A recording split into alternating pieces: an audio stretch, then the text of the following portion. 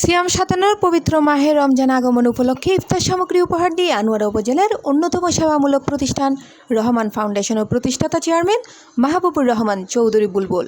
এই সময় ইউনিয়নের 6 শতাধিক পরিবারের মধ্যে ইফতার সামগ্রী বিতরণ করা হয়।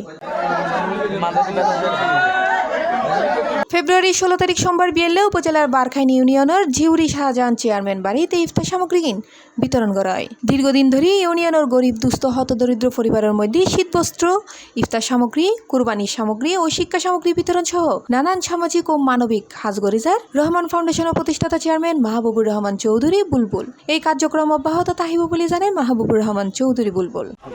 বাড়ির মেজে আজিয়ে আর ব্যক্তিগত উদ্যোগে আর রহমান ফাউন্ডেশন এবার আমি মাহবুবুর রহমান ফাউন্ডেশন উদ্যোগে 2012 সালের তো ইনশাল্লাহ আমি এই এলাকার মানুষের পাশে থাকবার চেষ্টা করি ইনশাল্লাহ।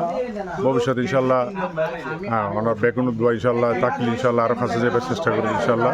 এই সময় উপস্থিত আছেন রহমান ফাউন্ডেশনের সহসভাপতি মুস্তাফা রহমান চৌধুরী, শেখ আবদুল্লাহ, ইস্তিয়াক, জিহান, রিয়াদ, মিনহাজ, সানি, ইমতিয়াজ, নিহান সহ আরও কেউ।